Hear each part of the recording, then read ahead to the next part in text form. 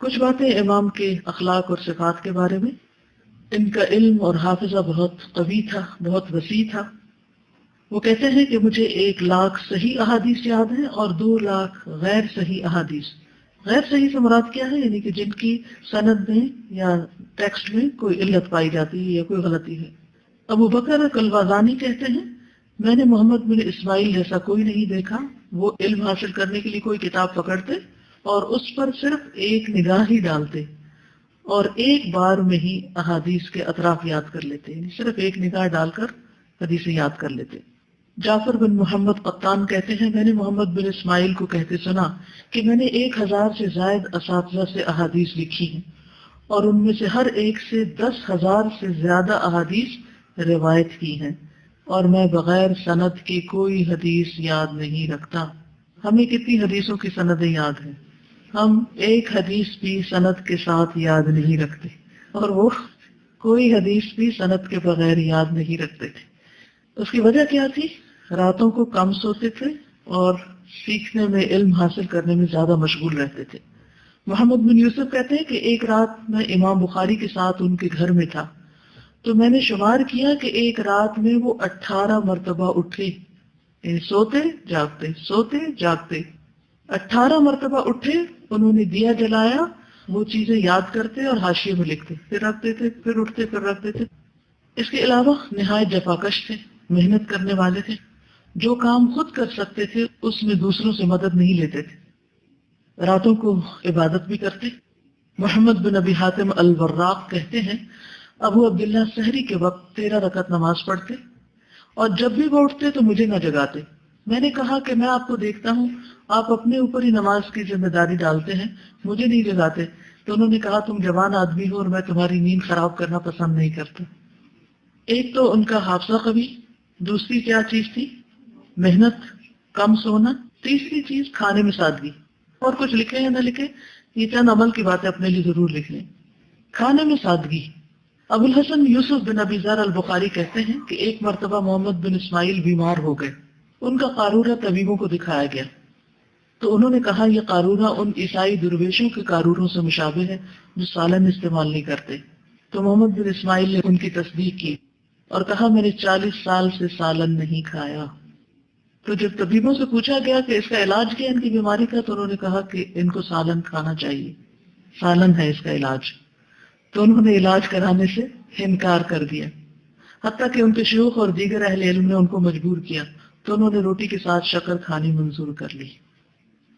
محمد بن ابی حاتم کہتے ہیں کہ کبھی امام بخاری پر ایسا دن بھی آتا کہ وہ سارے دن میں ایک روٹی بھی نہ کھاتے، یعنی پورے دن میں ایک پوری روٹی بھی نہیں کھاتے تھے.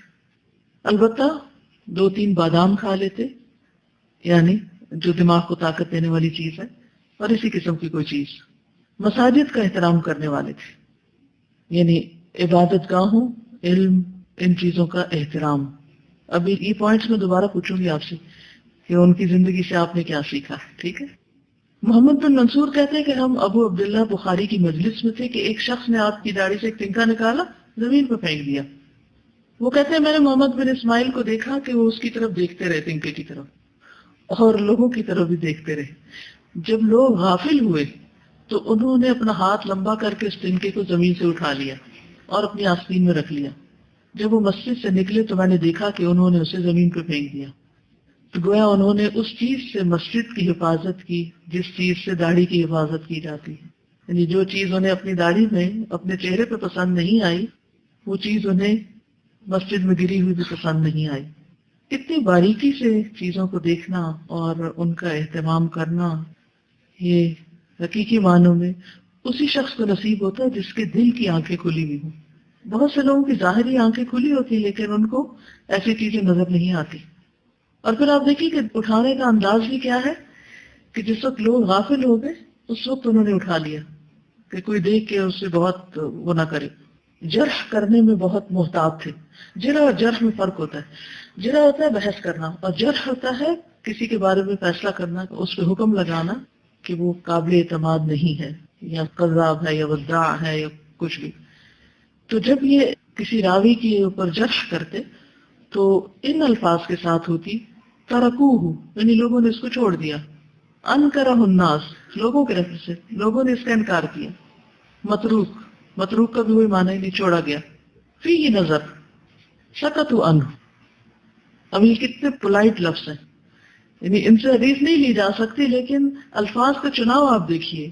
ترکوہ انکرہ الناس، فیہ نظر، سکتوا عنہ. وداع اور کذاب جیسے الفاظ استعمال نہیں کرتے، اسے بہت کم ایسی کوئی جرح کی ہے انہوں نے. اور ہم بات بات پہ فلاں جھوٹا ہے، فلاں ایسا ہے ایسا ہے. تو لوگ کیسے بھی ہوں، لیکن ان پر بھی تبصرہ اور تنقید کرتے ہوئے ہمیں اپنی زبان کو سلامت رکھنا چاہیے اور عدل اور انصاف کے قریب ترین اور محتاط ترین لفظ استعمال کرنے چاہیے. غیبت سے بہت زیادہ بچنے والے تھے. امام بخاری کہتے ہیں جب سے مجھے پتا چلا کہ غیبت حرام ہے، میں نے کسی کی غیبت نہیں کی. وہ کہا کرتے تھے مجھے امید ہے کہ میں اللہ سے اس حال میں ملوں گا کہ وہ کسی کی غیبت کرنے پر میرا مواخذہ نہیں کرے گا. کبھی کی ہی نہیں کسی کی. امام بخاری نے ایک روز ابو معشر نابینا محدث سے کہا اے ابو معشر مجھے معاف کر دیجئے. تو انہوں نے کہا کس بات پر؟ امام بخاری نے کہا آپ نے ایک روز ایک حدیث بیان کی تھی تو میں نے آپ کو دیکھا آپ اس پر بہت خوش ہو رہے تھے اور آپ اپنا سر بھی ہلا رہے تھے، یعنی خوش ہو کر سر ہلا رہے تھے اور ہاتھ بھی. تو میں اس پر مسکرا دیا، یعنی ایک طرح سے خاموش تبصرہ تھا. کہا ابو عبداللہ اللہ آپ پر رحم کرے، آپ کو معافی ہے. یعنی ان کی حرکت پر تھوڑا ہو سکتا ہے کہ اس طرح مسکرائے ہو تو یہ ٹھیک نہیں لگ رہا، تو اس پر بھی انہوں نے معافی مانگی. پھر اسی طرح ان کی صداقت امانت جو تھی اس کو دیکھیے. محمد بن ابو حاتم کہتے ہیں ایک دفعہ ہم فربر میں تھے، ایک شہر کا نام ہے. ہم تیر اندازی کے لیے سوار ہوئے.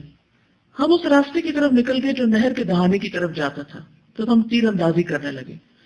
تو امام بخاری کا تیر پل کی اس میں یعنی ستون کو جا لگا جو نہر کے اوپر تھا، وہ ستون پھٹ گیا. جب وہ ابو عبداللہ نے یہ دیکھا، نہیں محمد بخاری نے دیکھا، تو اپنے جانور سے نیچے اتر آئے، ستون سے تیر کو نکالا اور تیر اندازی چھوڑ دی اور ہمیں کہا واپس چلو. ہم ان کے ساتھ گھر آئے. انہوں نے مجھ سے کہا کہ ابو جعفر مجھے تم سے ایک کام ہے، کیا تم پورا کرو گی؟ میں نے کہا جی ہاں، آپ کا حکم ماننے کے لائق ہے. کہا بہت ہی اہم کام ہے. اور وہ چڑھائی چڑھنے والوں کی طرح لمبے لمبے سانس لے رہے تھے جیسے کوئی شخص یعنی ہانپ رہا. انہوں نے کہا ان کو جو ہمارے ساتھ تھے تم ابو جعفر کے ساتھ جاؤ یہاں تک کہ تم بھی اس کام میں اس کی مدد کرو جس کا میں نے اسے مطالبہ کیا. میں نے کہا وہ کیا کام ہے؟ انہوں نے کہا کیا تم ضمانت دیتے کہ اس کو پورا کرو گے؟ میں نے کہا ہاں سر آنکھوں پر. کہا کہ تم اس پل کے مالک کے پاس جاؤ، ان سے کہو ہم نے ستون میں خرابی ڈال دی ہے، ہم چاہتے ہیں کہ آپ ہمیں اجازت دیں کہ اس کی جگہ پر بدل کر کچھ اور لگا دیں یا آپ اس کی ہم سے قیمت لے لیں، اور جو ہم سے غلطی ہوئی ہے اس پر آپ ہمیں معاف کر دیں. مالک دیکھ نہیں رہا، اچانک ہی جا تیر لگا ہے، خرابی ہو گئی ہے اور مالک کو ڈھونڈ کر لوگوں کو ذمہ داری دے کے اس کو ریپلیس کروا رہے ہیں. اگر ہم سے کسی کی چیز ٹوٹ جائے، خراب ہو جائے تو ہم کیا کریں گے؟ اس کو ڈھانک چھپا کے واپس آ جائیں گے یا بھاگ نکلیں گے وہاں سے. تو اس پل کا جو مالک تھا فربری، اس نے مجھ سے کہا ابو عبداللہ کو میری طرف سے سلام پہنچاؤ اور انہیں کہہ دو آپ سے جو کوتاہی ہوئی ہے وہ آپ کو معاف ہے، اور کہا میری تمام ملکیت آپ پر فدا ہے اگرچہ یہ کم ہے. میں نے کہا میں اپنے آپ کو جھٹلاتا ہوں کہ ایسا کام نہیں ہوا کہ آپ نے ایسی درخواست کی ہے، مگر یہ میں پسند نہیں کرتا کہ آپ ایک ستون کے بارے میں یا میری ملکیت کی کسی چیز میں مجھ سے جھجک کھائیں.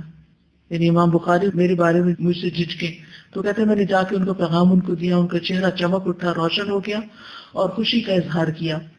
اور اس دن انہوں نے اجنبی لوگوں کو 500 حدیثیں سنائی اور 300 درہم صدقہ کیے، اس خوشی میں کہ ان کو معافی مل گئی اور مالک نے ان کے بارے میں اچھے خیالات کا اظہار کیا.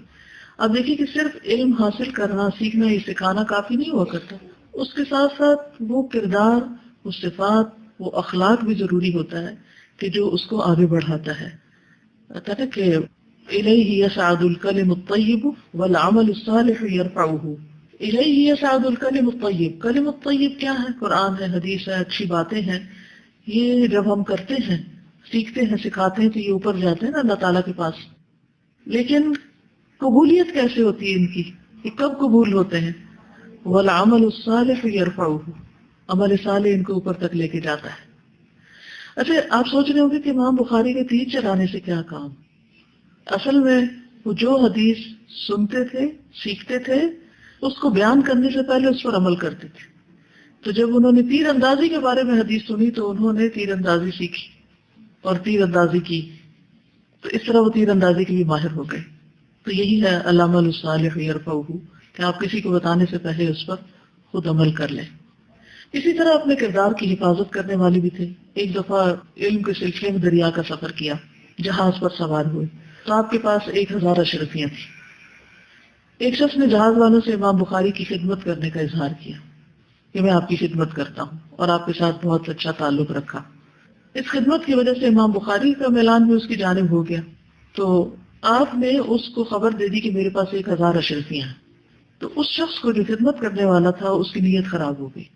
تو ایک دن وہ اٹھا اور رونا چیخنا شروع کر دیا، میری 1000 اشرفیاں گم ہو گئی. تو لوگوں نے سارے جہاز والوں کی تلاشی لینی شروع کر دی. تو امام بخاری کی باری آئی تو اس سے پہلے انہوں نے وہ اشرفیاں دریا میں پھینک دی. کسی سے بھی اشرفیاں نہیں نکلی تو لوگوں نے اسی کو برا والا کہنا شروع کر دیا. تو جب وہ سمندر یا جہاز سے باہر نکلے تو ان سے پوچھا وہ تمہاری اشرفیاں کا کیا ہو؟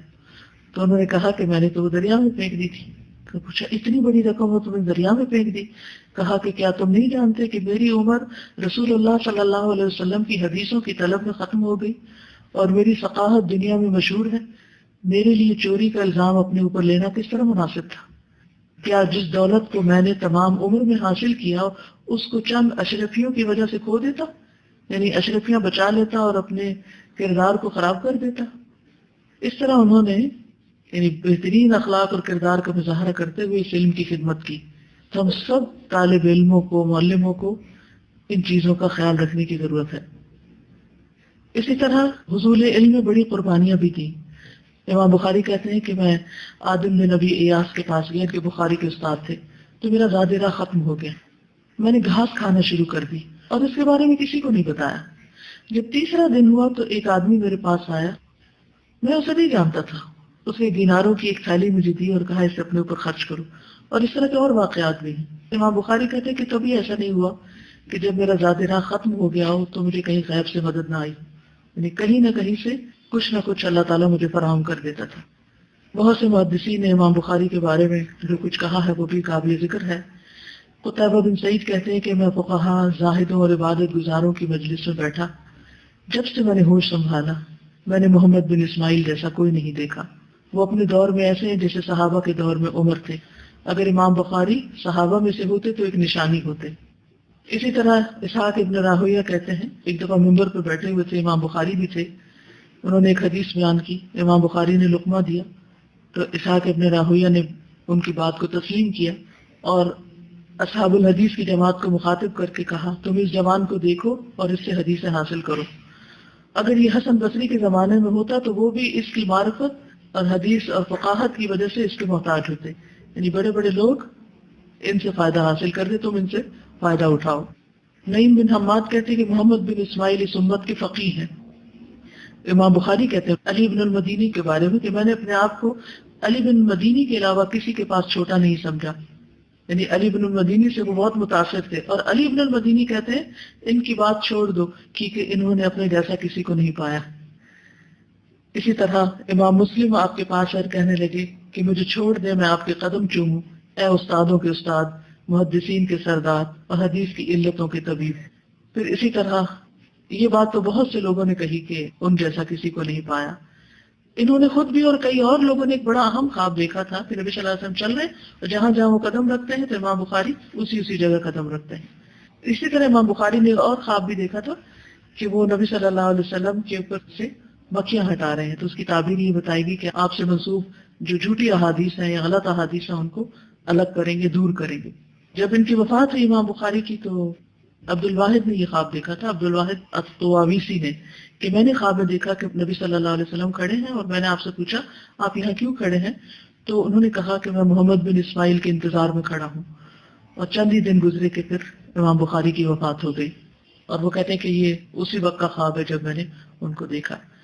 تو بہرحال امام بخاری کی یہ کتاب اور پھر اس کے علاوہ کچھ اور کتابیں بھی ہیں، تاریخ الکبیر، التاریخ الاوسط، التاریخ الصغیر، الجامع الکبیر، کتاب الضعفاء، الصغیر، خلق افعال العباد، کتاب الہبہ، الادب المفرد، جز رفع الیدین، جز القراء خلف الامام وغیرہ.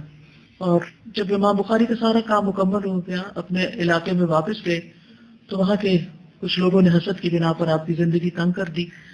تو اس پر انہوں نے دعا کی کہ اللہ زمین وسیع ہونے کے باوجود مجھ پہ تنگ ہو گئی ہے، مجھے اپنے پاس واپس بلا لے۔ 1 مہینہ بھی نہ گزرا تھا کہ دعا قبول ہو گئی۔ 62 سال کی عمر میں وفات پائی۔ انا للہ و انا الیہ راجعون۔ وفات کے وقت آپ کے جسم سے برابر پسینہ جاری تھا۔ دفن کے بعد قبر سے بہت تیز خوشبو پھیلی اور سب لوگوں نے اس کو محسوس کیا۔ وفات سے پہلے انہوں نے وصیت کی کہ مجھے 3 کپڑوں میں دفنایا جائے، جس میں نہ کرتا ہو نہ امامہ۔ کتاب صحیح البخاری کا تعارف۔ صحیح بخاری کا پورا نام الجامع المسند الصحیح المختصر من امور رسول اللہ صلی اللہ علیہ وسلم وسننہ وایامہ، یہ کتاب کا نام۔ کتاب کا نام ہی یاد ہو جائے تو بڑی بات۔ الجامع یعنی کمپریہنسو، جمع کرنے والی، المسند یعنی جس کی سند ملتی ہے، الصحیح جس کی ساری احادیث صحیح ہیں اور صحیح کے بھی اعلیٰ معیار پر ہیں۔ امام بخاری نے صحیح بخاری کے علاوہ بھی کتابیں لکھی، مثلا الادب المفرد۔ بخاری کے اندر بھی کتاب الادب ہے، لیکن الادب المفرد میں مختلف حدیثیں ہیں، وہ بھی صحیح ہیں، لیکن جو معیار صحیح بخاری میں حدیث کے انتخاب کا ہے وہ الادب المفرد کا نہیں ہے۔ المختصر یعنی اختصار بھی ہے کتاب میں، من امور رسول اللہ صلی اللہ علیہ وسلم، رسول اللہ صلی اللہ علیہ وسلم کے امور سے متعلق، وسننہ اور آپ کی سنتوں سے متعلق، وایامہ اور آپ کے ایام یعنی دنوں، آپ کی زندگی جس میں ہر طرح کے کام اور خصوصاً غزوات وغیرہ شامل ہیں، ان سب چیزوں سے متعلق تفصیلات ہیں اس کتاب میں۔ صحیح بخاری کی تالیف کا سبب، امام بخاری کہتے ہیں کہ ہم لوگ اسحاق ابن راہویہ کی خدمت میں حاضر تھے تو انہوں نے کہا کاش تم لوگ رسول اللہ صلی اللہ علیہ وسلم کی صحیح حدیثوں سے ایک مختصر کتاب تیار کر لیتے، یعنی آپ کی صحیح احادیث کا انتخاب کر کے اس میں سے ایک مختصر کتاب تیار کرتے۔ امام بخاری کہتے ہیں کہ یہ بات میرے دل میں بیٹھ گئی اور میں نے الجامع الصحیح کے لیے جمع کرنا شروع کر دیا۔ اسی سے پھر انہوں نے اس کا نام الجامع المسند الصحیح المختصر بھی ساتھ رکھا، کیونکہ استاد کی خواہش یہ تھی کہ کتاب مختصر ہو، سب لوگ استفادہ کر سکیں۔ اسی طرح امام بخاری رحمۃ اللہ علیہ کہتے ہیں کہ میں نے خواب میں دیکھا کہ نبی صلی اللہ علیہ وسلم کے سامنے کھڑا ہوں، میرے ہاتھ میں ایک پنکھا ہے جس سے میں آپ صلی اللہ علیہ وسلم سے مکھیاں اڑا رہا ہوں۔ میں نے بعض تعبیر کرنے والوں سے اس کے بارے میں پوچھا تو انہوں نے مجھ سے کہا کہ تم ان سے جھوٹ کو ہٹاؤ گے، یعنی جھوٹی احادیث جو آپ صلی اللہ علیہ وسلم سے منسوب کر دی گئی ہیں تم ان کو الگ کر دو گے۔ تو اس بات نے مجھے الجامع الصحیح لکھنے پر ابھارا، یعنی ایک موٹیویشن یہ بھی تھی۔ تصنیف کی مدت یعنی کتنے عرصے میں کتاب لکھی گئی؟ 16 سال میں، 16 ایئرس، اور اس میں انہوں نے صرف صحیح روایات کا ہی چناؤ کیا۔ امام بخاری خود کہتے ہیں کہ میں نے اپنی کتاب الجامع میں صرف صحیح احادیث ہی درج کی ہیں۔ صحیح بخاری لکھتے وقت امام بخاری طہارت کا اہتمام کرتے، نفل نماز کا اہتمام کرتے۔ امام بخاری کہتے ہیں میں نے اس کتاب میں ہر حدیث سے پہلے اللہ تعالیٰ سے استخارہ کیا اور 2 رکعت نماز پڑھی، یعنی اپنی طرف سے ساری محنت کوشش کرنے کے بعد چھان پٹک کر کے اپنے مطلوبہ معیار پر حدیث لانے کے بعد بھی جب لکھی جب اللہ تعالیٰ سے مشورہ کر لیا، اور 2 رکعت نماز پڑھی اور حدیث صحیح ہونے کا پورا یقین حاصل کیا۔ اور کہتے ہیں کہ میں نے اپنی کتاب الصحیح میں ہر حدیث سے پہلے غسل کیا اور 2 رکعت نماز پڑھی۔ پھر کتاب لکھنے کے لیے بابرکت جگہ کا انتخاب کیا، یعنی پاک رہنا یا طہارت سے رہنا اگر پاسبل ہو تو جتنا بھی انسان اہتمام کر سکے اتنا ہی کم ہے، اور اگر علم کی مجلس میں انسان طہارت کے ساتھ ہو تو سیکھنے اور سکھانے کی بات ہی کچھ اور ہے، یعنی انسان کی جو ذہنی صلاحیتیں ہیں اور جو اس کی قوت عمل ہے وہ کہیں زیادہ بڑھ جاتی ہے۔ پھر بابرکت جگہ کا انتخاب، یعنی کام کرنے کے لیے اپنی کنڈیشن بھی اچھی اور اس کے ساتھ ساتھ جگہ بھی اچھی ہو۔ امام بخاری رحمہ اللہ نے اس کی تصنیف، ترتیب اور ابواب کی ابتدا مسجد حرام میں کی، یعنی سناپسس جو ہے پورا نقشہ کہاں تیار کیا؟ مسجد حرام میں، مکہ میں، اور اس کے تراجم رسول اللہ صلی اللہ علیہ وسلم کی مسجد میں روضہ مبارک کے پاس بیٹھ کر لکھے۔ تراجم کیا ہے انشاءاللہ کتاب پڑھاتے ہوئے میں جگہ بتاؤں گی کہ کس کو ترجمہ کہتے ہیں۔ اور ہر ترجمے سے قبل 2 رکعت نماز پڑھتے۔ امام بخاری کی یہ کتاب نہ صرف یہ کہ احادیث کی کلیکشن ہے، بلکہ اس میں بہت سے ایسے حکمت کے پہلو نکلتے ہیں کہ جن کو پڑھ کر انسان حیران ہو جاتا ہے، خصوصاً جو ابواب انہوں نے باندھے ہیں ان سے پورے مسائل اخذ کیے جاتے ہیں۔ امام بخاری کا تعلق کسی خاص مذہب سے نہیں تھا، اگرچہ بعض لوگوں نے ان کو شافعی یا حنبلی بتانے کی کوشش کی ہے کیونکہ وہ خود اس مذہب سے تعلق رکھتے تھے۔ تو چونکہ امام احمد بن حنبل سے ان کی ملاقات ہوئی اور امام احمد بن حنبل کا مذہب بھی حدیث کے بہت قریب ہے، تو انہوں نے ان کو حنبلی کہا اور بعض نے شافعی کہا، لیکن حقیقت یہ ہے کہ امام بخاری اپنی ذات میں ایک مذہب تھے، ان کی اپنی فقہ ہے۔ تو بخاری کی فقہ ان کے تراجم میں ہے، یعنی حدیث لکھنے سے پہلے اوپر جو انہوں نے مسئلہ اخذ کیا ہوتا ہے یا باب یا عنوان باندھا ہوتا ہے، اس کے اندر بات سمجھ میں آتی ہے کہ یہ حدیث یہاں پر خاص طور پر کیوں لائیں۔ بعض اوقات حدیث کا صرف ایک حصہ لاتے ہیں، آغاز یا درمیان کا حصہ یا بعد کا حصہ، اور بعض اوقات پوری حدیث لاتے ہیں، بعض اوقات کسی کا قول لاتے ہیں۔ صحیح بخاری میں احادیث کی تعداد جو ہے یہ ابن صلاح اور نووی کے مطابق 7275 ہے ریپیٹیشن کے ساتھ، اور اگر ریپیٹیشن یا مقررات کو ہٹا دیا جائے تو تعداد 4000 بنتی ہے۔ پھر اسی طرح صحیح بخاری کو بہت زیادہ قبولیت حاصل ہوئی اس کی صحت کی وجہ سے۔ امام نووی کہتے ہیں کہ علماء رحمہم اللہ کا اجماع ہے کہ قرآن عزیز کے بعد سب سے صحیح ترین کتاب بخاری اور مسلم ہے، اور امت نے انہیں تلقی بالقبول کیا ہے۔ تلقی کا ہوتا ہے کہ لینا، اخذ کرنا، اور قبول یعنی قبولیت کے ساتھ ایکسپٹ کیا اس کو، اور ان دونوں میں بھی صحیح بخاری زیادہ صحیح ہے، اور فوائد کے لحاظ سے اور ظاہری اور پوشیدہ علوم کے لحاظ سے بھی یہ زیادہ صحیح ہے۔ بخاری سے پہلے امام مالک نے جو موطا لکھی حدیث کی کتاب، اور اس میں بھی فقہ ہے ان کی، یعنی کسی بھی مسئلے پر جب انہیں کوئی فیصلہ کرنا ہوتا تو وہ اس سے متعلق جتنی احادیث ہوتی ان کو جمع کر لیتے۔ تو موطا کو یہ مقام حاصل تھا کہ وہ اللہ کی کتاب کے بعد صحیح ترین کتاب ہے، لیکن جب امام بخاری نے بخاری ترتیب دی تو اس کے بعد یہ اعزاز امت کے اجماع کے ساتھ اس کتاب کو نصیب ہوا۔ اور امام بخاری کا بھی طریقہ یہی ہے کہ جس مسئلے پر بات کرنی ہوتی ہے اس مسئلے سے متعلق صحیح احادیث کو ایک جگہ جمع کر دیتے ہیں جس سے بات واضح ہو جاتی ہے۔ اس کے علاوہ انہوں نے اسی طریقے پر کچھ مختصر کتابچے بھی لکھے ہیں، جیسے جز فی رفع الیدین، انہوں نے رفع الیدین کے موضوع پر صحیح احادیث کو جو 100 سے زیادہ ہیں ایک کتاب میں اکٹھا کر دیا۔ تو یہ ان کا ایک خاص انداز ہے۔ بخاری کے بارے میں ابن کثیر کہتے ہیں کہ علماء کا اس کے قبول کرنے اور اس کے صحیح ہونے میں اجماع ہے۔ امام ذہبی کہتے ہیں کہ اللہ ان کو اسلام کی طرف سے بہتر بدلہ دے، کیا ہی اچھا ہے جو انہوں نے اپنی آخرت کے لیے ذخیرہ کر لیا ہے، یعنی اس کا بدلہ انہوں نے اپنے لیے آخرت میں جمع کیا، دنیا کے فائدے نہیں اٹھائے اس سے۔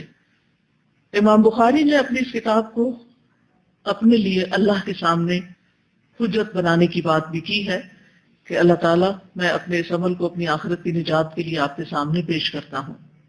صحیح بخاری کی 300 سے زیادہ شروحات ہیں، کمنٹریز، لیکن سب سے اہم جو ہے وہ فتح الباری ہے۔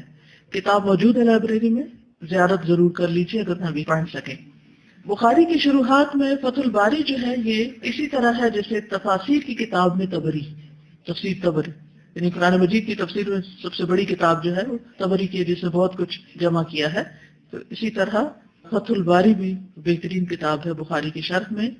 اور ایک موقع پر جب کسی کو کہا گیا کہ وہ بخاری کی شرح لکھیں تو انہوں نے کہا لا ہجرت بعد الفتح، کہ فتح کے بعد پھر ہجرت نہیں ہوتی، یعنی اس کتاب کی مجھے اب مزید کمنٹری لکھنے کی ضرورت نہیں کیونکہ فتح الباری لکھی جا چکی ہے۔ اسی طرح ابن بطال کی شرح ہے شرح صحیح البخاری، پھر کرمانی کی شرح ہے الکواکب الدراری شرح صحیح البخاری، پھر التنقیح لالفاظ الجامع صحیح بدر الدین زرکشی کی کتاب ہے، پھر عمدۃ القاری شرح صحیح البخاری، پھر ارشاد الساری لشرح صحیح البخاری قسطلانی کی شرح ہے۔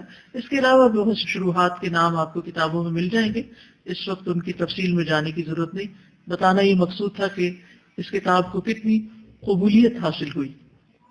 لیکن یہ قبولیت ایسے ہی نہیں ملی، اس کے پیچھے ایک طویل جدوجہد اور بہت زیادہ محنت تھی۔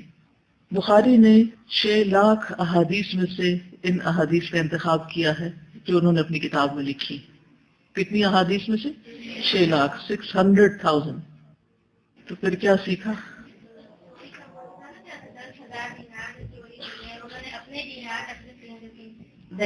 دینار سونے کا سکہ ہوتا ہے، اور یہ ان کی پوری زندگی کی بچت، کل قیمت یعنی ساری ان کی جو جمع پونجی جیسے کہتے ہیں، جی دین کی وجہ سے جو ان کو مقام حاصل ہوا تھا اور جو بھروسہ حاصل ہوا تھا، اس کی حفاظت انہوں نے کس طرح سے کی۔ تو ہم تو کچھ بھی نہیں ہے، لیکن جو ہم علم حاصل کرتے ہیں ہمیں ایک اعتماد ملتا ہے لوگوں کی اس کو ویلیو کرنا چاہیے، اس کو ویلیو کرنا چاہیے کہ چھوٹی چھوٹی باتوں پہ ہم اس کو گنوا دیتے ہیں۔ بالکل۔ سارا میں ایسے سوچ رہی تھی کہ اسٹوڈینٹس تو بہت سارے تھے، لیکن وہ ایسے اسٹوڈینٹ تھے جنہوں نے اپنی استاد کی خواہش کو پورا کیا، اور وہ آج ہمارے ہاتھوں میں بخاری کی صورت میں۔ بالکل۔ جنازے پر بھی گئے تھے لیکن تعلیم کا کام نہیں چھوڑا تھا۔ جی، یعنی چلتے پھرتے بھی کسی بھی موقع پر سیکھنے سکھانے کا کام نہیں چھوڑا، یعنی انتہائی برا اور جرح کے وقت بھی یعنی جو لوگ واقعی تنقید کے قابل تھے ان کے بارے میں بھی بات کرتے ہوئے بہت احتیاط برتی۔ اس سے انسان کا اپنا اخلاق اور کردار سامنے آتا ہے جب اس کی زبان کھلتی ہے کہ وہ کسی کے بارے میں کیسی بات کرتا ہے۔ ان کے بارے میں یہ بھی آتا ہے کہ سمرقند کے تقریباً 400 علماء نے ان کو اپنے مجلس میں بلایا۔ 400 علماء ایک جگہ اکٹھے تھے اور ان سے ان کی کتاب کے راویوں کے بارے میں پوچھا، روات کے بارے میں، اور انہوں نے زبانی ہر سوال کا جواب دیا۔ مثلا ابو ہریرہ ہیں تو ان سے کس نے روایت کیا، کتنی لمبی لسٹ ہوگی۔ پھر اسی طرح باقی بھی مختلف راویوں کے بارے میں، اور یہ ان سب کے بارے میں جانتے تھے، نہ صرف یہ کہ یہ جانتے تھے کہ وہ کون ہے بلکہ ان کی تاریخ پیدائش اور ان کی وفات وغیرہ کے بارے میں بھی۔ ایک چھوٹا سا کمنٹ ہے، کسی نے لکھ کر بھیجا ہے، لکھتے ہیں کہ امام بخاری اور ان کے والدین کے بارے میں ہلکی سی جھلک جان کر ہی پتہ چل جاتا ہے کہ وہ کتنے بامقصد، مہذب اور محتاط لوگ تھے۔ قبولیت دعا اور قبولیت اعمال کا عقل حلال سے گہرا تعلق ہوتا ہے۔ اس میں ہم دیکھتے ہیں کہ ان کے والد ایک تاجر ہونے کے باوجود کس قدر محتاط تھے۔ آج شاید ہی کوئی ایسا تاجر، مزدور، گورنمنٹ یا پرائیویٹ ادارے میں کام کرنے والا ملے جو اتنے وثوق سے کہہ سکے کہ اس کے مال میں کچھ حرام شامل نہیں۔ مشکوک کی بات تو الگ ہے، اسے تو ہم ویسے ہی حلال سمجھتے ہیں۔ اس حلال کمائی اور دوسری طرف والدہ کا عبادت، دعا اور ورع یعنی اللہ کے خوف کے ذریعے جو تعلق باللہ ہے، اس کا اثر یہ ہوا کہ اللہ تعالیٰ نے ایسا قابل بیٹا دیا کہ جس کی کوئی تمنا کرے۔ ہم بچوں کی تعلیم اور ان کی تعلیمی نتائج کے بارے میں پریشان رہتے ہیں، جبکہ حصول علم کے لیے محنت اور اس کو یاد رکھنے اور بر وقت استعمال کرنے کے لیے قوت حافظہ تیز ہونے کی ضرورت ہوتی ہے۔ حافظہ کا تیز ہونا یقیناً عطائے خداوندی ہے، یعنی اللہ تعالیٰ کی دین ہے، لیکن اس کے لیے گناہوں سے بچنا ضروری ہے کہ علم اللہ کا نور ہے اور عاصی یعنی گناہگار کے دل میں نہیں سماتا۔ کسی بھی قیمتی اور قابل قدر چیز کو رکھنے کے لیے اس کے مطابق برتن درکار ہوتا ہے۔ گفتگو انسان کی حقیقت کا پتہ دیتی ہے۔ امام بخاری رحمہ اللہ ان لوگوں کے بارے میں جو حدیث رسول کے سلسلے میں جانے بوجھے یا انجانے میں کوتاہی کا شکار ہو رہے تھے، ان کے بارے میں اس قدر شائستہ الفاظ کہ ترکوہ انکرہ الناس فیہ نظر سکت عنہ جیسے الفاظ استعمال کر رہے ہیں۔ سبحان اللہ، اگلے بندے کو بات بھی سمجھ آ جائے، علل سامنے آ جائیں اور انسان کی اپنی زبان بھی محفوظ رہے۔ ہمیں کسی کی علت بیان کرنی ہو تو کیا کہتے ہیں؟ سخت سے سخت الفاظ بھی کم پڑ جاتے ہیں، یعنی جب ہمیں کسی کے بارے میں کوئی برائی کرنی ہو۔ اور اگر معاملہ رسول اللہ صلی اللہ علیہ وسلم کا ہو تو پھر ہم خود خواہ کیسے بھی ہوں دوسرے کو مطعون کرنا باعث ثواب سمجھتے ہیں اور اپنے اسی عمل کو اپنے لیے باعث نجات سمجھتے ہیں۔ کوئی بھی بڑا مقصد حاصل کرنے کے لیے اپنی ذاتی ضروریات اور خواہشات کو کم کرنا پڑتا ہے۔ یہ جملہ بہت قابل غور ہے۔ کسی بھی بڑے مقصد کے حصول کے لیے، مثلا آپ چاہتے ہیں قرآن حفظ کر لیں یا کسی خاص علم میں آپ ماہر ہو جائیں، دنیا میں واقعی کوئی ایسا کام کرے کہ جس سے کوئی فرق آئے، تو اس کے لیے اپنی ذاتی ضروریات اور خواہشات کو کم کرنا پڑتا ہے، ان پہ روک لگانی پڑتی ہے، ان کو کنٹرول کرنا پڑتا ہے۔ ہمیں ایک رات ایک سے زائد بار اٹھنا پڑ جائے کسی کام سے یا ویسے ہی تو صبح بوجھل آنکھوں اور بوجھل دل کے ساتھ اٹھتے ہیں اور اپنے آس پاس لوگوں کو بتاتے پھرتے ہیں کہ آج مجھے نیند نہیں آئی، حالانکہ اس اٹھنے میں جاگ جاگ جاگ کے کوئی تعمیری کام بھی نہیں کیا ہوتا، اٹھ کے کچھ پڑھنے بھی نہیں لگتے، بس اٹھے وقت دیکھا پھر سونے کی کوشش کی، پھر اٹھے وقت دیکھا اور بس مزید سونے کی گنجائش ہے پھر سو گئے. اور بچوں کو بھی زیادہ سلا کر سمجھتے ہیں کہ ان کے ساتھ بھلا کر رہے ہیں، بچے ہیں، سونے کی عمر ہے. یہی حال کھانے کا ہے، ہم زیادہ کھا کر سمجھتے ہیں کہ زیادہ قوت آئے گی.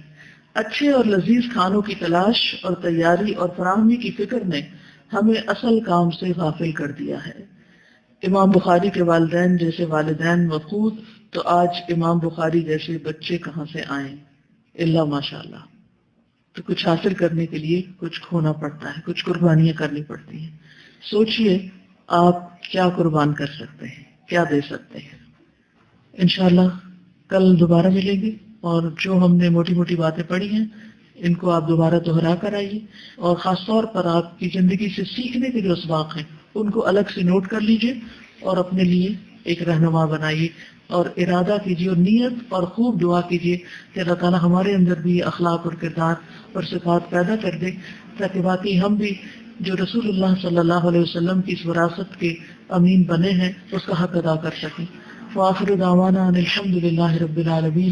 سبحانک اللہم وبحمدک، اشہد ان لا الہ الا انت، استغفرک واتوب الیک. السلام علیکم ورحمۃ اللہ وبرکاتہ.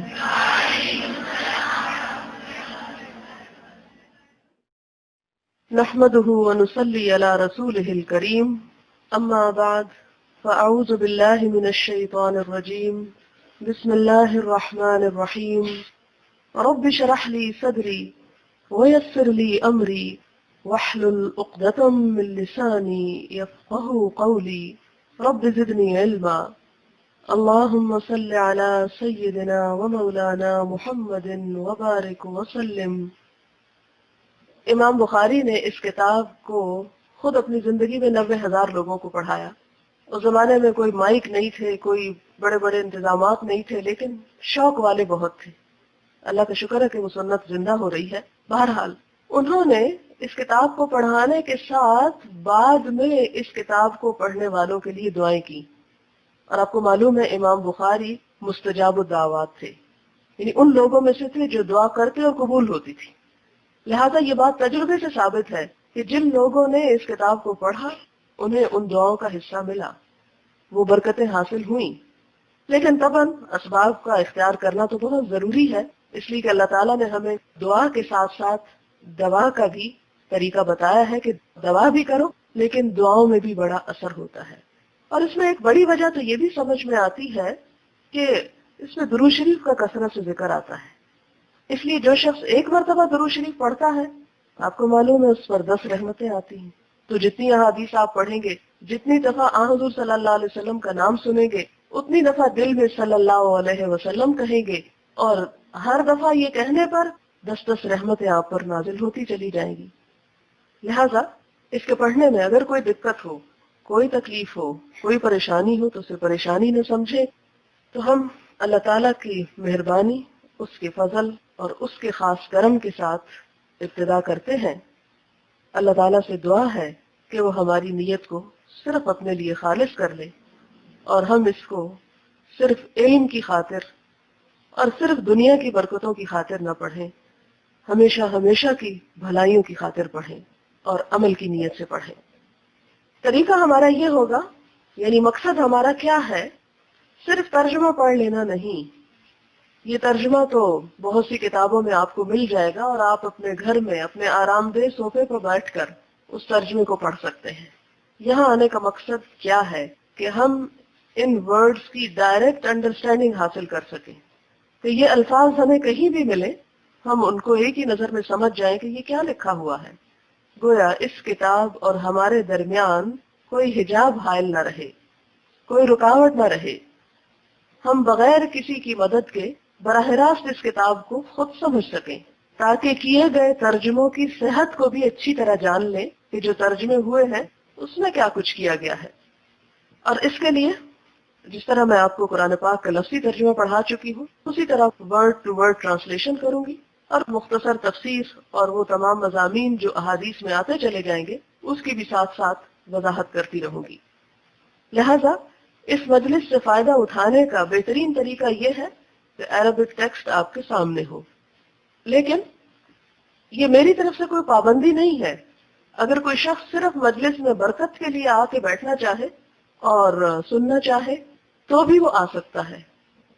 بسم اللہ الرحمن الرحیم۔ قال الشيخ الإمام الحافظ أبو عبد الله محمد بن إسماعيل بن إبراهيم بن المغيرة البخاري رحمه الله تعالى آمين بسم الله الرحمن الرحیم۔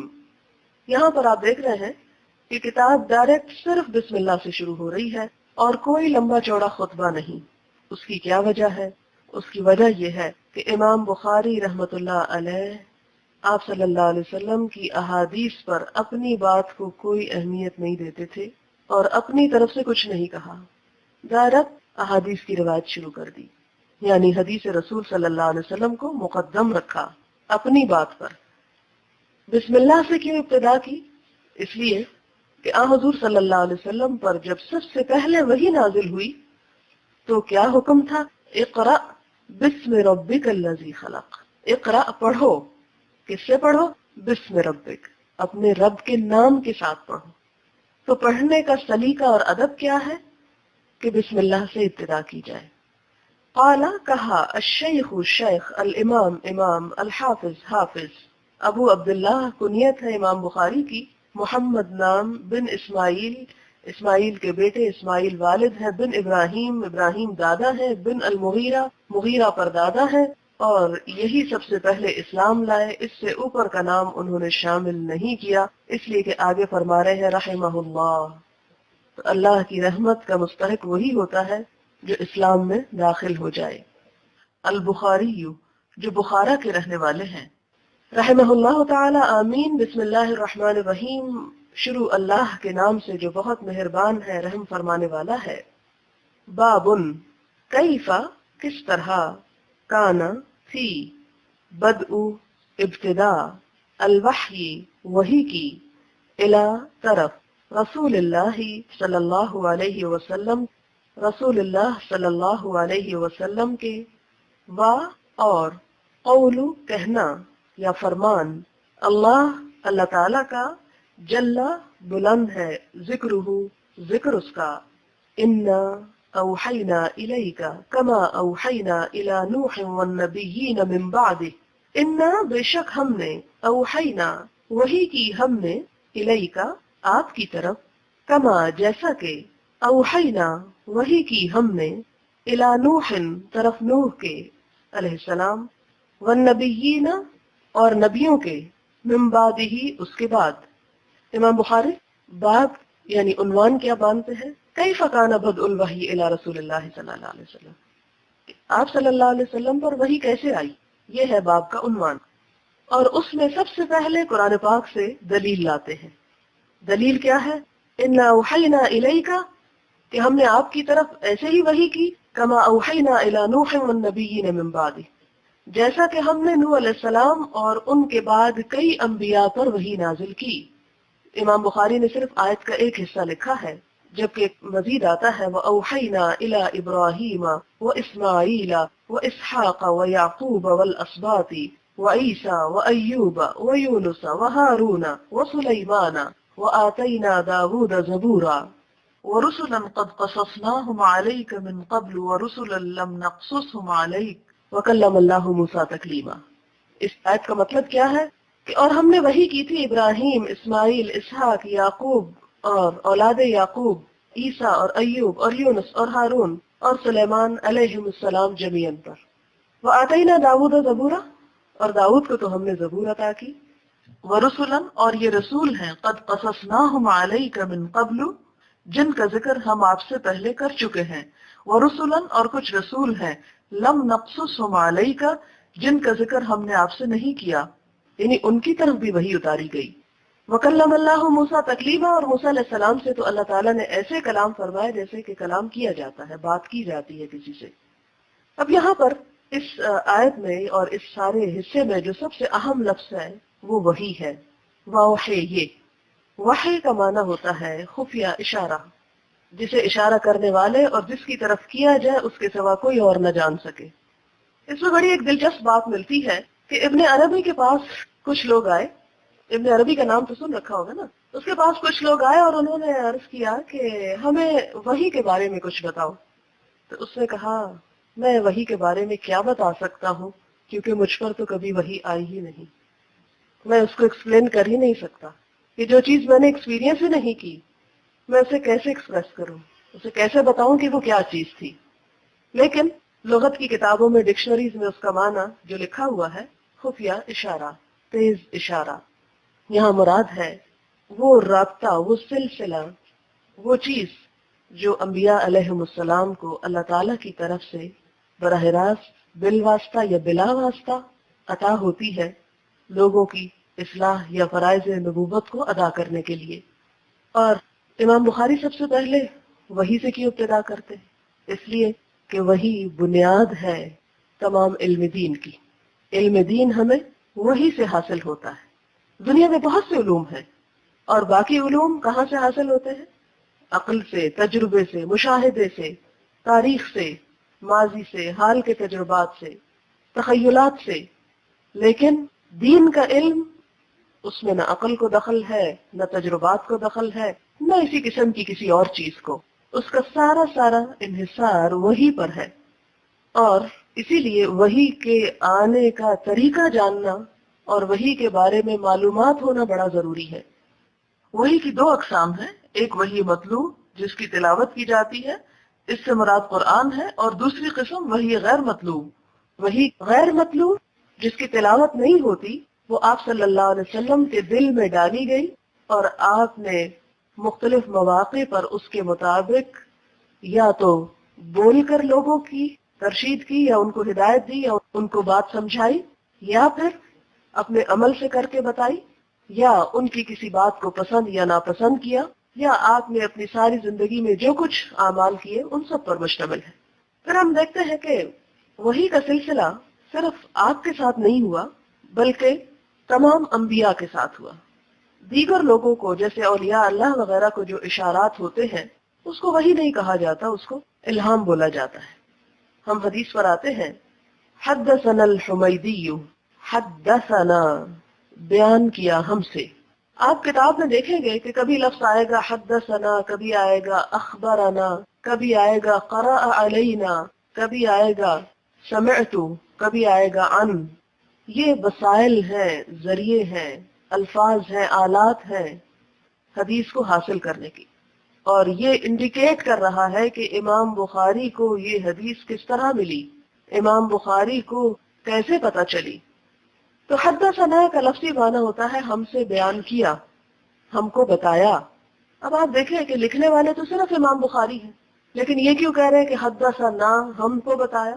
یہ اس بات کی وضاحت کر رہا ہے کہ جب امام بخاری نے اپنے استاد، جن کا نام یہاں حمیدی لکھا ہوا ہے، ان سے یہ حدیث حاصل کی تو وہ اکیلے نہیں تھے، وہ ایک گروہ میں تھے، ایک جماعت میں تھے، بہت سے لوگوں نے ان کے ساتھ اور بھی سنا تھا، اس بات کو لیا تھا۔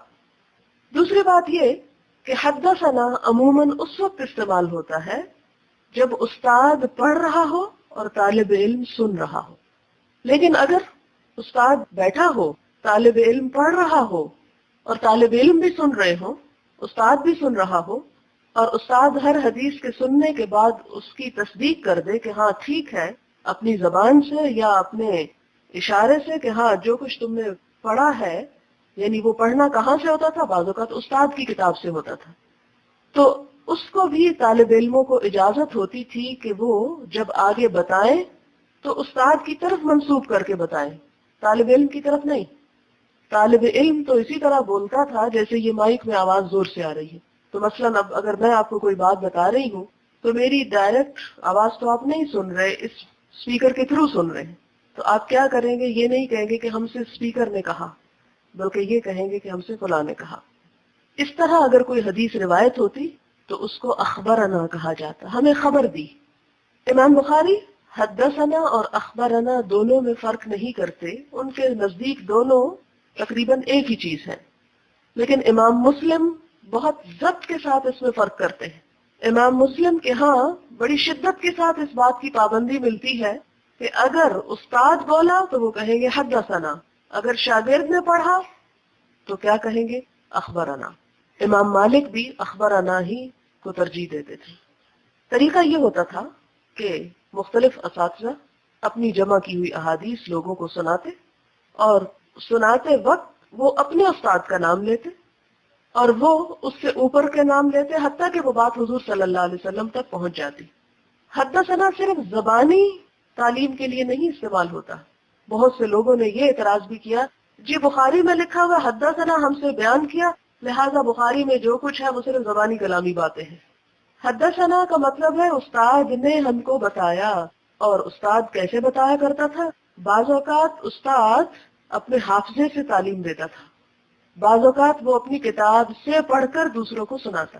طالب علموں میں بھی دو طرح کے تھے، بعض لکھ لیا کرتے تھے اور بعض صرف زبانی سن کر اس کو یاد کرتے تھے۔ دونوں طرح اجازت تھی۔ پھر آپ دیکھیں کہ جو لکھ لیتے تھے وہ استاد کے جانے کے بعد وہیں بیٹھے رہتے اور استاد کی کتاب کے ساتھ اپنی لکھی ہوئی چیزوں کو کمپیئر کرتے تھے کہ کہیں ہم سے کوئی چھوٹ تو نہیں گیا، کہیں ہم سے کوئی اضافہ تو نہیں ہو گیا۔ اور صرف وہ لوگ پھر آگے حدیث روایت کر سکتے تھے جن کو استاد اجازت دیتا تھا۔ میرا پی ایچ ڈی کا جو تھیسس ہے وہ اجازت ہی کے موضوع پر ہے۔ یہ حدیث کو بیان کرنے کا ایک طریقہ ہوتا ہے، اور یہ ایک طرح کا وہ سرٹیفکیٹ ہے، جیسے آج کل ہمارے اسکول کالجز میں سرٹیفکیٹس دیے جاتے ہیں کہ یہ شخص پڑھا سکتا ہے، یہ اس کو جاب دی جا سکتی ہے۔ تو اسی طرح استاد بھی ان دنوں میں اجازت دیتے اور بعض اوقات طالب علم کی کتاب کے اوپر ہی لکھ دیا کرتے تھے کہ اس طالب علم نے یہ کتاب مجھ سے پڑھ رکھی ہے، میں اس کو آگے پڑھانے کی اجازت دیتا ہوں۔ وہ اجازت سرٹیفکیٹ جو ہوتے تھے، وہ لائسنس جو ہوتا تھا، وہ شہادت جو ہوتی تھی، وہ لے کر پھر وہ آگے پڑھاتے، اور جو بھی طالب علم لینے والے ہوتے تھے وہ اپنے استاد کی اس چیز کو جانتے تھے کہ اس کا استاد کون ہے، اس نے کہاں سے لیا ہے۔ اور یہ چیز بہت امپورٹنٹ ہوتی تھی، اس کی بڑی اہمیت ہوتی تھی کہ کسی شخص نے علم کس سے حاصل کیا۔ اور یہی وجہ ہے کہ وہ لوگ علم کی خاطر سینکڑوں میل اور ہزاروں میل کا سفر کیا کرتے تھے۔ صحرا نوردی اور دشت اور بر اور بحر اور بیابان کچھ نہ چھوڑے اس علم کی خاطر اور جہاد کی خاطر۔ آپ دیکھیں گے کہ آج صحابہ کرام کے سب کے مزار ہمیں مدینہ میں نہیں ملتے، دنیا بھر میں پھیلے ہوئے ہیں۔ کہ حضور صلی اللہ علیہ وسلم کے بعد انہوں نے صرف برکت کے لیے مدینہ رہنا ہی نہیں پسند کیا، بلکہ ہر جگہ پھیل گئے، کچھ سیکھنے کے لیے پھیل گئے، کچھ سیکھ کر سکھانے کے لیے پھیل گئے۔ تو بہرحال یہاں پر امام بخاری کیا کہتے ہیں؟ حدثنا، بیان کیا ہم سے، الحمیدی عبداللہ ابن الزبیر، حمیدی میں جن کا نام عبداللہ ابن الزبیر ہے، یہ ان کے قریشی اساتذہ میں سب سے زیادہ سمجھدار تھے۔ افقہ کا لفظ آتا ہے ان کے لیے، یعنی امام بخاری کے 1000 سے زیادہ استاد ہیں، اور ان کو پھر کیٹاگرائز کیا گیا کہ کس شہر، کس علاقے، کس جگہ کے، کس کس نسب کے۔ تو قریش قبیلہ کے جتنے اساتذہ تھے ان میں حمیدی سب سے بہترین تھے۔ قال حدثنا سفیان، وہ کہتے ہیں، کون کہتے ہیں؟ حمیدی کہتے ہیں، حدثنا سفیان، ہمیں سفیان نے بتایا، ہم سے یہ حدیث سفیان نے بیان کی۔ یہاں سفیان سے مراد سفیان بن عیینہ ہے، یہ مکہ کے رہنے والے تھے۔ مختلف علاقوں میں جو حدیث کے ائمہ گزرے ہیں، جنہوں نے حدیث پر کتابیں سب سے پہلے لکھی، ان میں مکہ میں سفیان ابن عیینہ کا نام بہت بلند ہے۔ حدثنا یحییٰ بن سعید الانصاری، ہم سے یحییٰ بن سعید انصاری نے بیان کیا۔ قال، وہ کہتے ہیں، اخبرنی، اب آپ دیکھ لیں حدثنا کے بعد کیا آ گیا؟ اخبرنی، مجھ سے بیان کیا، یعنی جب میں نے ان سے یہ حدیث لی تو میں اکیلا تھا۔ کس نے بیان کیا؟ محمد ابن ابراہیم التیمی، یہ محمد بن ابراہیم تیمی جو ہے تابعین میں سے ہیں۔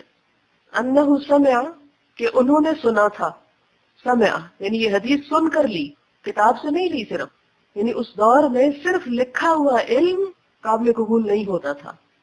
کیوں؟ اس لیے کہ وہ سمجھتے تھے کہ لکھی ہوئی چیز میں غلطی ہو سکتی، زبر کو زیر، زیر کو پیش پڑھا جا سکتا ہے، لیکن جب استاد کے منہ سے ایک بات دی جائے تو وہ چیز لکھے ہوئے پر مزید ایک اس کی سند ہوتی تھی۔ اسی لیے ہم دیکھتے ہیں کہ سننے کے لیے ہزاروں میل کے سفر طے کیے گئے۔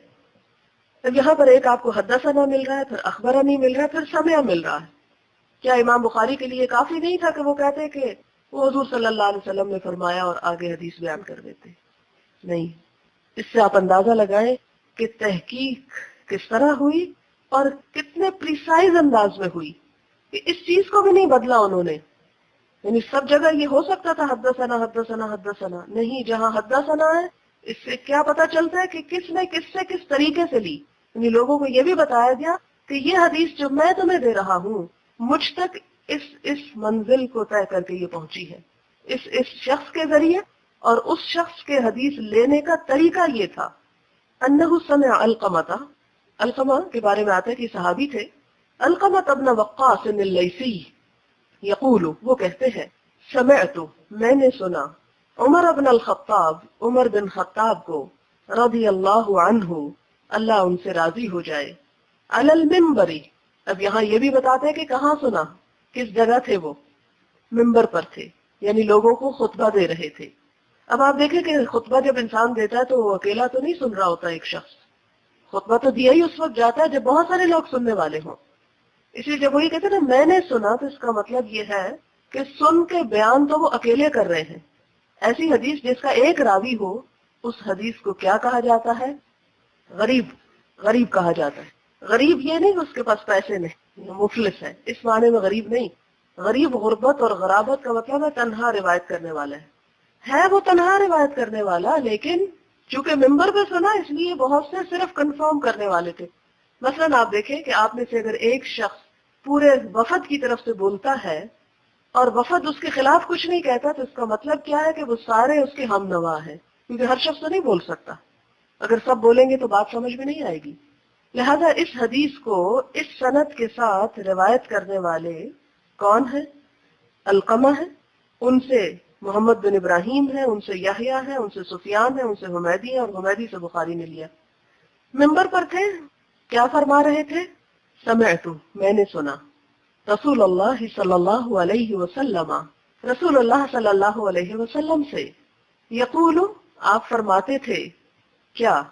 انما، بے شک، الاعمال، اعمال، بالنیات، ساتھ نیتوں کے ہیں، وانما، اور بے شک، لکل امرئ، لکل واسطے ہر، امرئ انسان کے، ما نوا جو اس نے نیت کی، ہر انسان کے لیے وہی ہے جو اس نے نیت کی.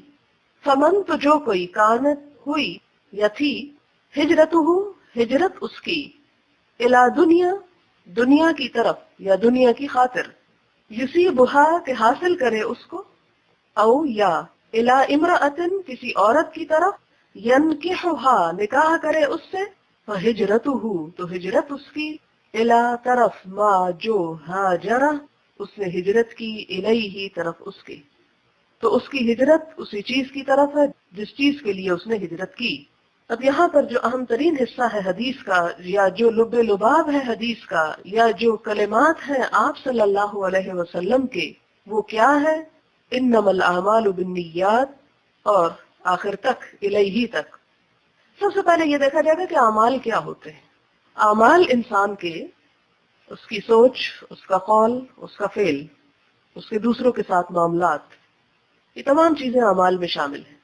کہ انسان جو کچھ بھی کرتا ہے، مثلا کسی کے بارے میں کچھ سوچتا ہے تو جس نیت کے ساتھ سوچتا ہے، جو بولتا ہے جس نیت سے بولتا ہے، جو کرتا ہے جس نیت کے ساتھ کرتا ہے، اور پھر کرنے میں بہت سی چیزیں آ جاتی ہیں. کرنے میں بنیادی طور پر عبادات ہیں، تو یہاں اعمال سے مراد عبادات ہے خصوصاً، اور عموماً تمام اعمال جن کا تعلق انسان کی زندگی کے کسی بھی گوشے سے ہو. پھر آپ دیکھیں کہ عبادات اور عادات آپ لکھ لیجیے، خصوصاً کے لیے عبادات اور عموماً کے لیے عادات. کہ ان کا انحصار، یعنی کس چیز کا؟ ان کی قبولیت کا انحصار، ان کی جزا اور سزا کا انحصار کس پر ہے؟ بالنیات، نیتوں پر ہے.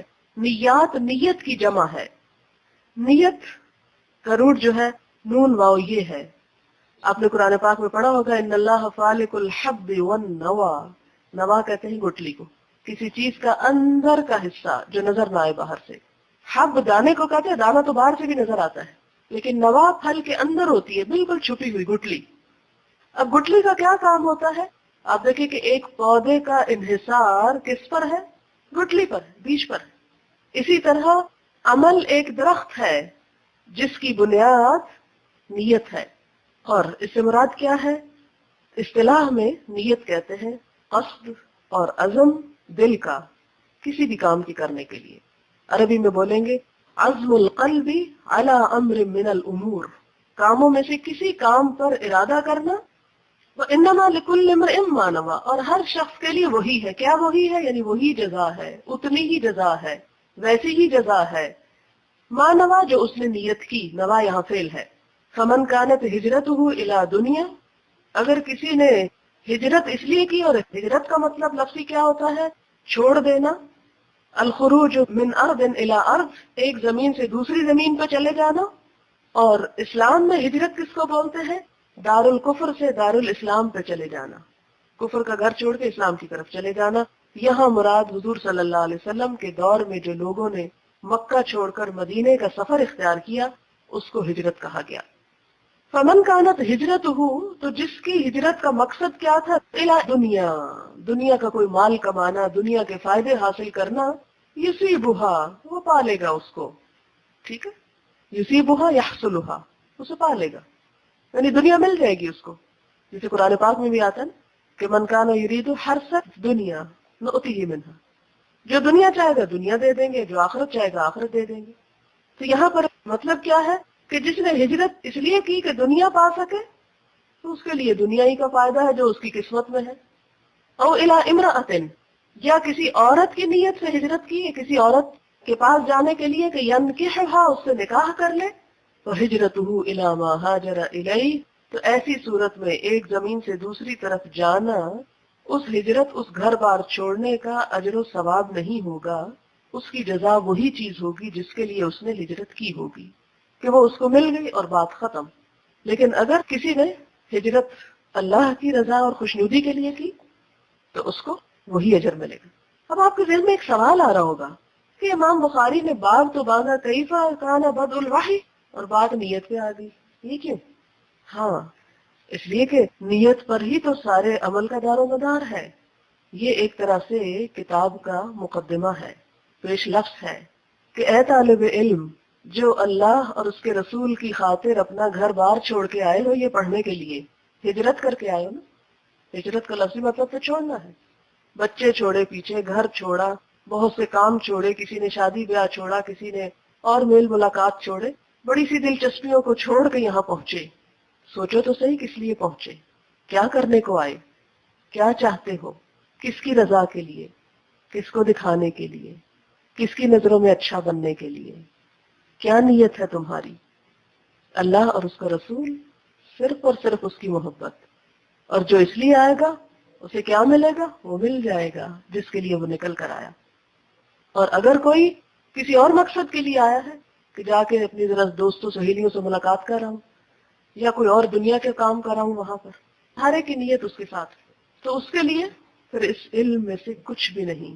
وہ تو یحمل اسفارا، صرف گدھے کی طرح کتابیں لاد کے علم کا ذخیرہ اٹھا کے یہاں سے چلا جائے گا. وہ نہیں ملے گا جس کے لیے اس کو آنا تھا. اور پھر آپ کو یہ بھی یاد ہوگا وہ حدیث بھی کہ من طلب العلم لیباہی بہ العلماء ویماری بہ السفہاء او لیصرف وجوہ الناس الیہ ادخلہ اللہ النار. من طلب العلم، جس نے علم اس لیے حاصل کیا، لیباہی بہ العلماء، کہ علماء پر فخر جتا سکے، ان کا مقابلہ کر سکے کہ فلاں عالم، میں اس سے بڑا عالم بن کے دکھاتا ہوں، ایسی تیسی اس کی. وہ کیا سمجھتا ہے اپنے آپ؟ نہیں، کسی انسان سے مقابلے کے لیے نہیں. وہ یماری بالسفہاء، اور اس لیے سیکھتا ہے کہ لوگوں سے بحثیں کر سکے، جھگڑے کر سکے، بے وقوف بنا سکے دوسروں کو. یماریہ، ان کے ساتھ حجت بازی کرے، ان کے اوپر فتوے لگائے کفر اور فسق اور بدعت ضلالت کے، نادانوں کے ساتھ نادانی کا معاملہ کرے. او یا اس کی نیت یہ ہے لیصرف وجوہ الناس الیہ، کہ لوگوں کو اپنی طرف متوجہ کر لے، کہ لوگوں کو بتا سکے دیکھو میں نے یہ چیز پڑھی ہے، لہذا آؤ میرے پاس، میرے ساتھ مل جاؤ. یہ ساری نیتیں کیا ہیں؟ ان کا نتیجہ، ان کا انجام، ان کا ٹھکانہ ادخلہ اللہ النار، آگ. کوئی برکت، کوئی جزا اور کوئی خیر اور فیض نہیں. لہذا علم حدیث کو پڑھنے کے لیے خاص طور پر نیت کا خلوص انتہائی ضروری ہے. پھر آپ دیکھیں کہ صرف یہ علم حدیث کے لیے نہیں، ہماری ساری زندگی میں مثلاً آپ دیکھیں کہ آپ کسی کے سامنے بڑی لمبی لمبی نمازیں پڑھ رہے ہیں اور اس لیے پڑھ رہے ہیں کہ لوگ کہیں کہ ہائے یہ کتنے اچھی نماز پڑھتا ہے. جو لوگ سر ڈھانکتے ہیں ان کے سامنے سر ڈھانک لے کہ وہ ہمیں دیکھ کے خوش ہو جائیں. جو لوگ دین کی باتیں کرتے ہیں ان کے ساتھ بیٹھ کے دین کی باتیں شروع کر دے کہ ان کی توجہ حاصل کر سکے یا ان کی نظروں میں اچھا بن سکے. تو ایسی دین کی بات کرنا، اللہ رسول کی بات کرنا، ایسا سر ڈھانکنا، کوئی بھی ایسا کام، ایسی لمبی نمازیں پڑھنا، یہ سب کیا ہے؟ بیکار کے کام. ان کو کوئی ثواب اور کوئی اجر نہیں ملے گا. روزہ انسان رکھتا ہے اللہ تعالیٰ کی خوشنودی کے لیے. اللہ تعالیٰ کہتے ہیں نا کہ الصوم لی وانا اجزی بہ، روزہ میرے لیے، میں خود اس کی جزا دوں گا. لیکن اگر انسان اس لیے رکھتا ہے کہ وہ ذرا اسمارٹ ہو جائے، ویسے تو ڈائٹنگ ہو نہیں سکتی، چلے تو مجبوری ہو جاتی ہے، تو اس میں جتنی پھر اللہ کے لیے بات ہوگی اتنا ہی اس کا جزا ملے گی. مثلاً ایک انسان کسی دعوت پہ جاتا ہے اور ٹھیک سے کھانا نہیں کھاتا یہ دکھانے کے لیے کہ میں تو بہت کم کھاتا ہوں، تو اس کا یہ کم کھانا دوہرا نقصان ہے. دنیا میں بھی اس کو کچھ نہ ملا، وہ محروم کیا بڑی اچھی دعوت سے اپنے آپ کو، اور آخرت میں بھی اس کی کوئی جزا نہیں کہ آپ نے کم کھایا، صرف لوگوں کو دکھانے کے لیے کہ میں زیادہ نہیں کھاتا. اسلام اس قسم کی دو رخی پالیسی اور ڈبل سٹینڈرڈز اور اس قسم کی دھوکے بازی سے انسان کو باہر نکالتا ہے، اس کی کنٹرڈکشن اور اس کے کانفلکٹس کو. اصل چیز کیا ہے کہ انسان چھپ کے بھی وہی معاملہ کرے جو سب کے سامنے کر رہا ہے. یہ چیز انسان کو بے خوف کر دیتی ہے، اس کے اندر جرأت پیدا کرتی ہے. لیکن انسان جب اپنے اوپر خول چڑھاتا ہے یہاں کچھ ہے وہاں کچھ ہے تو وہ اپنے لیے پریشانیوں میں اضافہ کرتا ہے. لہذا جب بھی کوئی نقصان اٹھانے لگے تو اس کو اللہ کے لیے اٹھا لے. اگر کم کھائے تو اللہ کے لیے کم کھائے، دیکھے کتنا جزا دے گا وہ، اس کی عبادت میں کتنا لطف آئے گا. لیکن نہیں صبر ہوتا تو پھر جو چپ کے کھاتے ہوئی سب کے سامنے بھی کھا لے. یہی دراصل لا الہ الا اللہ کا مطلب ہے کہ لوگوں کی غلامی سے نکل آؤ. یہ بات اپنی زندگی سے باہر پھینک دو، ہائے لوگ کیا کہیں گے، جو مرضی کہتے رہے، سو وٹ، کیا ہو جائے گا. اصل نیت کیا ہو، میرا رب کیا کہے گا، وہ کیا دیکھ رہا ہوگا، وہ تو ہر وقت مجھے دیکھتا ہے، وہ کیا سوچ رہا ہوگا، میرے بارے میں اس کا غضب ہوگا یا اس کی رحمت برس رہی ہوگی. مجھے تو اس کی رحمت کا اپنے آپ کو مستحق کرنا ہے. لہذا یہاں آنے کے لیے پھر ایک دفعہ نیت کو خالص کر لینا ضروری ہے.